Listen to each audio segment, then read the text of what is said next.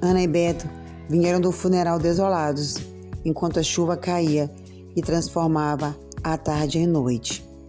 Eles teriam que voltar para aquela grande casa que um dia, em finalzinho de tarde, a luz era tão suave e aquela casa nunca teve um som, não, nem o barulho de uma família grande, mas o suave murmúrio de uma vida. Era o tilindar da porcelana na cozinha que Ana limpava, o arrastar dos chinelos da senhora Leonor, que agora não existia mais, o motor do carro que Beto, o motorista, dirigia, que roncava na garagem. Agora, naquela casa, restaria apenas o silêncio. Um silêncio gélido, pesado, que abraçava agora cada canto daquela mansão, onde o dia foi o lar, tanto de Beto quanto de Ana. Ana, desde que saiu do orfanato, quando era adolescente, conhecia aquele lugar como seu único lar. Uma semana se passou e Ana conversava com Beto na frente da casa, que era da dona Leonor. Agora a casa estava vazia e sem a voz da senhora, da patroa, que ela um dia tinha como uma figura materna. Ela estava em um luto real e o barulho do toque do telefone dos oficiais de justiça a deixava muito mais triste. Beto também era motorista da senhora Leonor há muitos anos.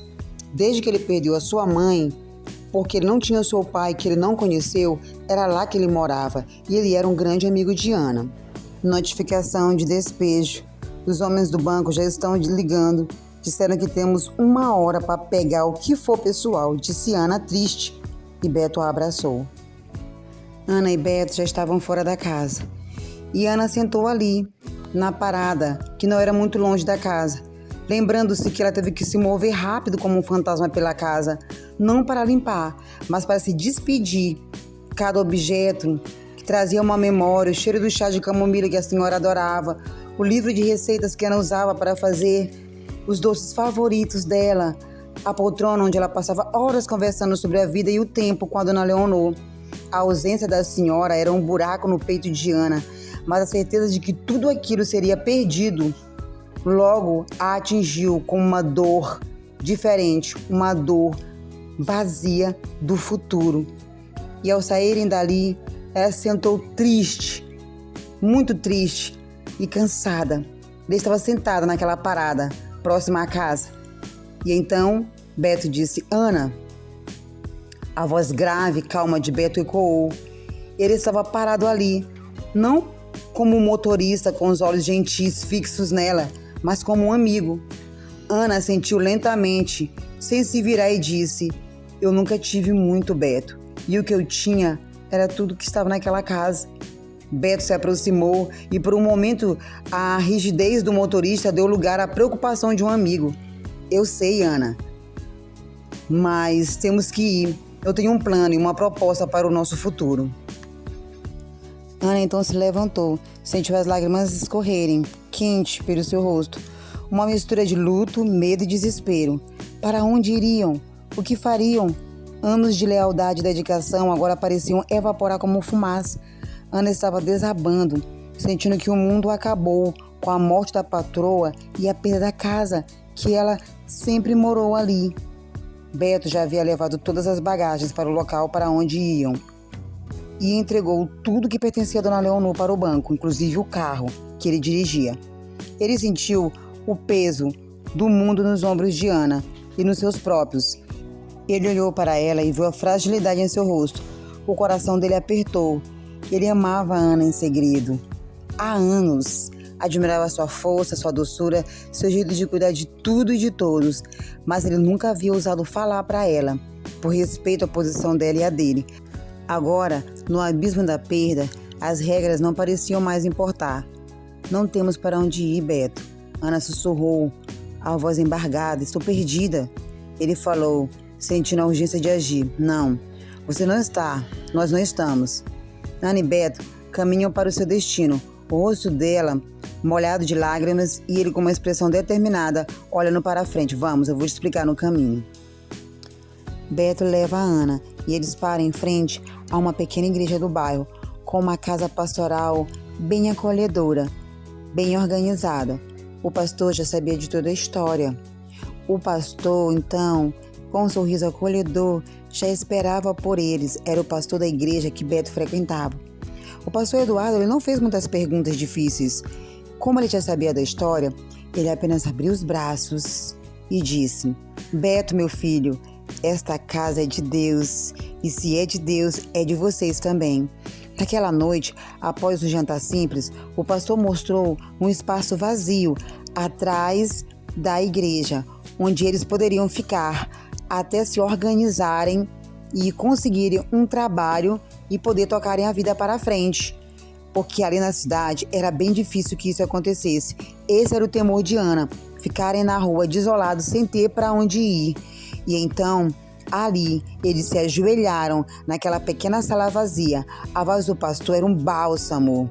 E o pastor disse: Senhor, as portas do mundo se fecharam, mas a tua mão abriu caminhos no deserto. Restaura o coração da Ana, dá visão ao Beto, que do luto nasça uma vida nova.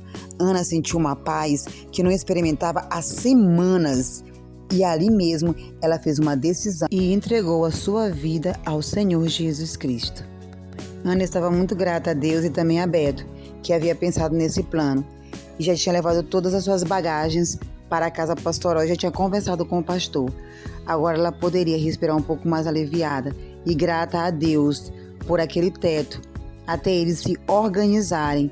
Ela estava muito feliz pela sua decisão e por tudo que o pastor estava fazendo por eles. No dia seguinte, pela primeira vez em dias, ela não acordou com o som do oficial de justiça em seus pesadelos. Eles resolveram então ir a um sítio da igreja, com muito verde e uma varanda arejada. Ana estava com um brilho diferente nos olhos.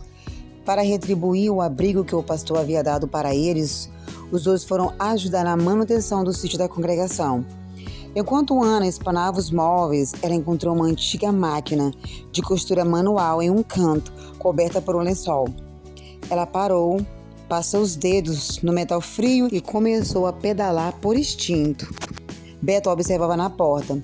Então depois, quando eles foram para fora, ele viu o rosto de Ana, como estava mudado. Não era mais a empregada doméstica acuada, era uma mulher que parecia reencontrar uma parte de si mesma. Depois, quando eles estavam ali fora, ele falou para ela: Você tem mãos de fada, Ana. Se aproximou e disse: Eu vi como você consertava as roupas da patroa por anos. Aquilo não era só costura, era arte. Ana sorriu, triste. Era o que eu sabia fazer, Beto. Ai, mas agora, quem vai querer uma costureira que não tem nem onde morar? Beto respirou fundo, o coração batia forte. Ele sabia que aquele era o momento.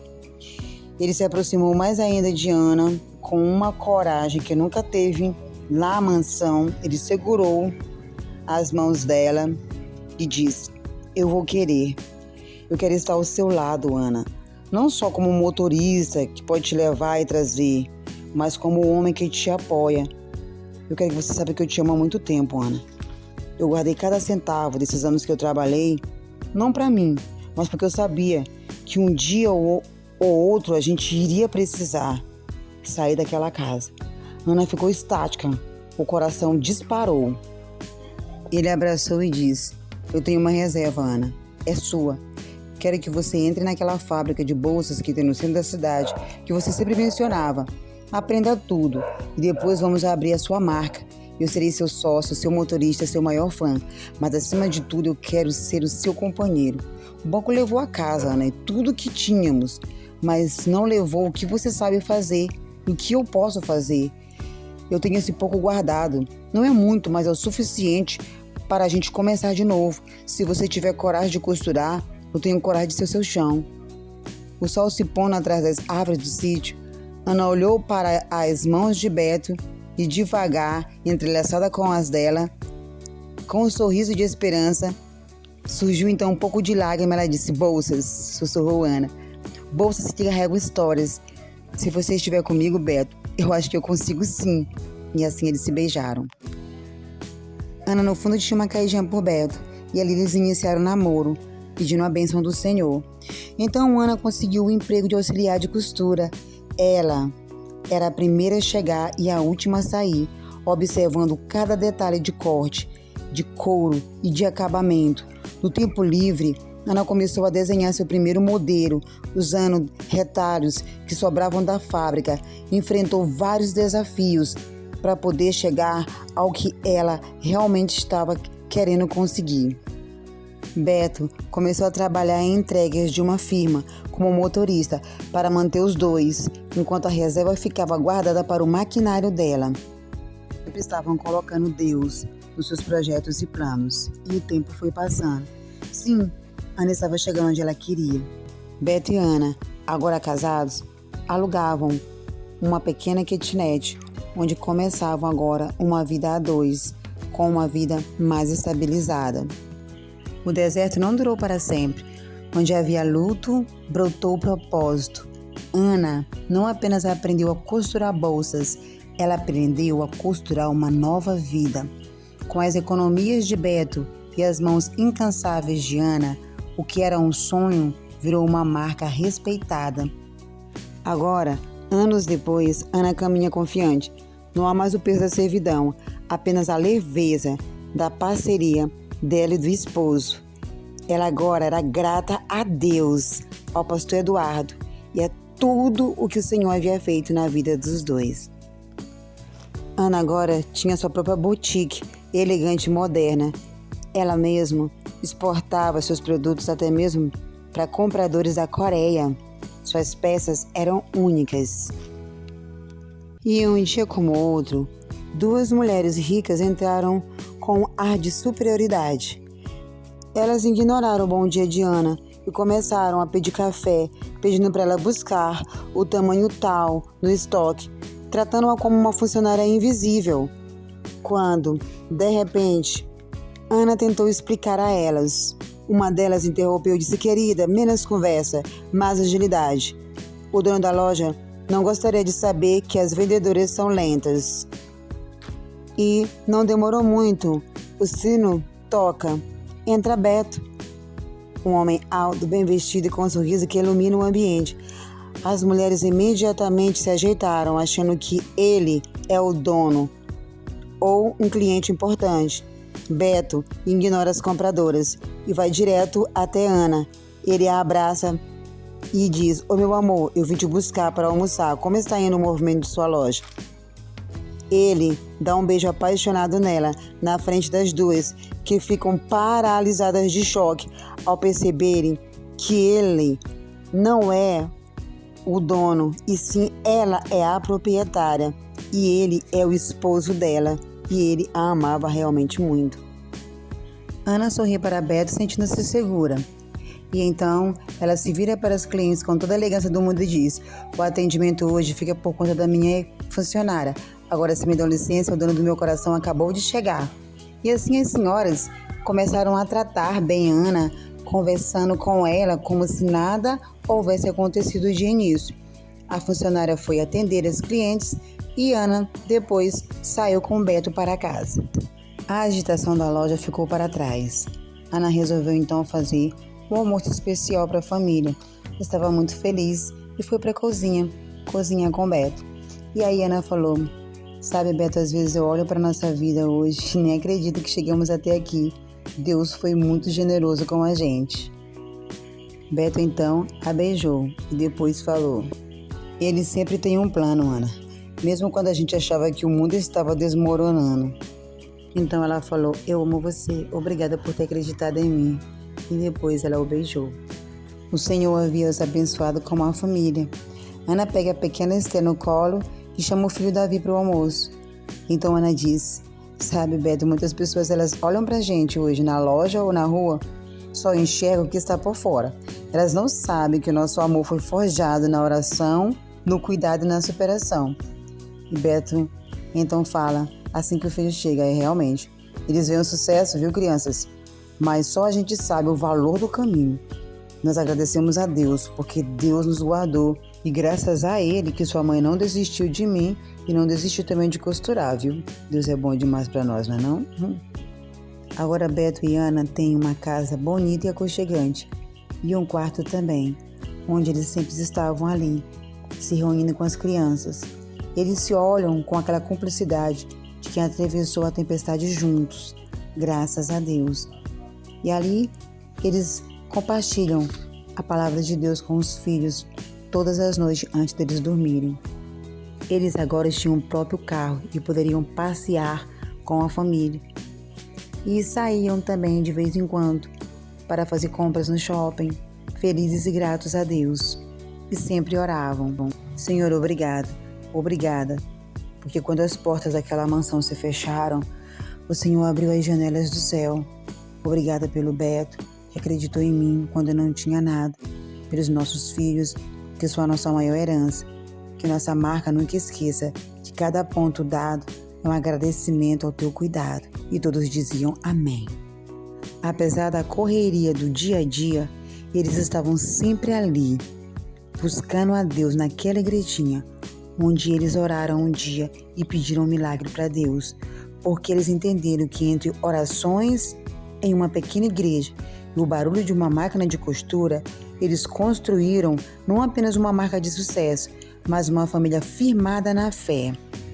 Uma lição de que o fim de um ciclo pode ser o início de seu maior milagre.